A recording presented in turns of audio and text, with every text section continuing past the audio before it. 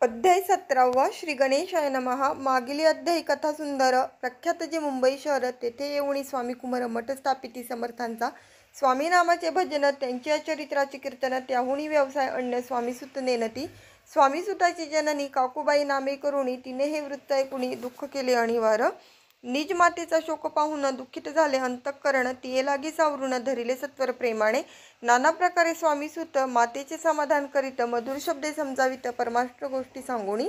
यासी पिसाच्य बाधा झाली किंवा कोणी करणी केली याची सोय पाहिजे पाहिली पंचाक्षरी आणुनी त्या समयी प्रख्यात थोर यशवंतराव भोसेकर जयंसी देव मामलेदार सर्व लोक बोलती ऐसा विचार करुणी पोटी दर्शन आल्या उठाउठी सांगितल्या सुताच्या गोष्टी मुळापासून सर्वही ऐकून या देव मामलेदार हसोनी देती उत्तर त्यासी पिसाश्च लागले थोर माझेने दूर नोहेची ऐसे उत्तर ऐकुनी दुःखित झाली अंतःकरणी मग ते स्वामीसुताची जननी अक्कलकोटी येतसे असो इकडे स्वामीसुत मुंबई माझी वास्तव्य करीत हिंदू पारसी स्वामी भक्त त्यांच्या उपदेश जाहले मठ होता कामाठीपुर्यंत तेथे जागा नव्हती प्रशस्त मग दिली कांदेवाडीत जागा एका भक्तिनीने तारण आम्ही त्यांची कांतात तीही त्रास देत स्वामीसुता परितयाच्या चित्ता दुःख खेद नसेची प्रथम मुंबई शहरांत शके 1792 फाल्गुन कृष्ण त्रयोदशीस स्वामी जयंती केलीसी कोणे एके समयासी नगरकर नाना जोशी सहज आले मुंबईसी त्यांनी ऐकिले वर्तमान पाहुणी स्वामीसुता प्रती आनंदले नाना चित्ती प्रेमानंदे चरणवंदिती स्तवन करीती तयांचे स्वामीसुते तयांसी लाविले स्वामी भक्तीसी धन्य झाले नाना जोशी रंगले भजनी समर्थांच्या पुढे जोशी बुवांनी स्वामींची पत्रिका करुणी ती अर्पावया श्रीचरणी अक्कलकोटी पातले पत्रिका श्रीचरणी अर्पिली स्वामी मूर्ती आनंदली समर्थ त्यासी आज्ञा केली नगारा वाजवा म्हणून नगारा वाजविता जोशी हसू आले समर्थांसी पाहुनिया स्वभक्तासी परमानंद झाला असो अक्कलकोट नगरांत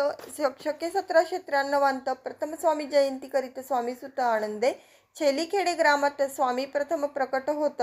विजयसिंग नामे भक्त गोटा खेळत त्यांसवे स्वामीसुत दिवसेंदिवस स्वामी भक्ती करी विशेष जन लाविले भजनास कीर्तिध्वज उभारिला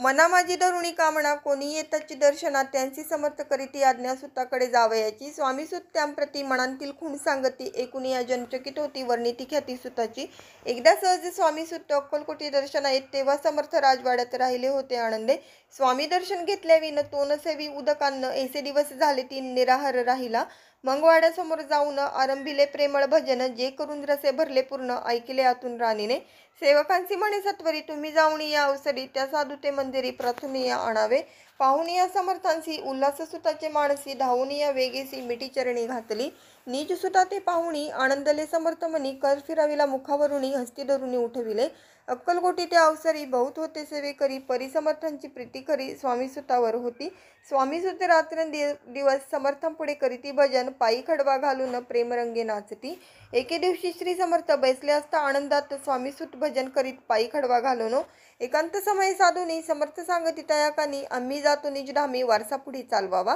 स्वामी वचन ऐकुनी स्वामीसुत निशब्द होई कल्पना न साहित्यासी स्वामी विन कैसे जीवन वारंवार विनवी स्वामींसी ऐसे न करावे काही मी अजान लेकरू तू माझी आई स्वामी धरती हृदयाशी म्हणते आम्ही तव हृदयी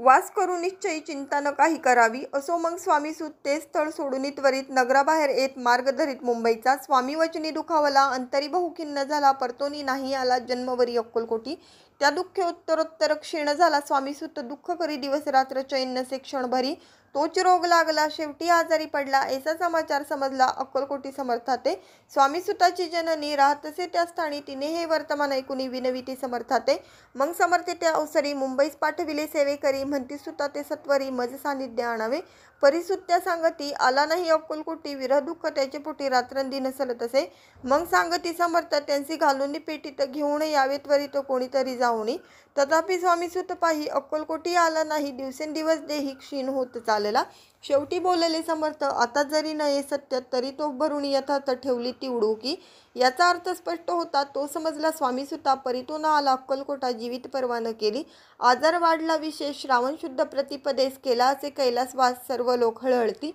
अक्कलकोटी त्या दिनी समर्थ करीती विचित्र करणी बैसले स्नान करुणी परिगंधन लाविती भोजनाते न उठती धरणीवरी अंग टाकीती कोणासंगे न बोलती रुदन करती क्षणोक्षणी इटुक्या माझी सत्वर मुंबईहून आली तर श्रुत झाला समाचार स्वामीसुत गत झाला मग काकूबाईने सत्वरच जवळ केले मुंबापूर, तेथे समजला समाचार, परत्र पावला आत्मज. निज पुत्र मरण वार्ता ऐकुनी करीती अकंता, तो दुःखद समय वर्णिता दुःख अंतरी होतसे. असो मग काकूबाई अक्कलकोटी लवलाही, परतोनी आल्या पाही बोलल्या काय समर्थाते. सूत आपुला भक्त असोनी अकाली पावला का मरण, मग जे स्मरती हे जे चरण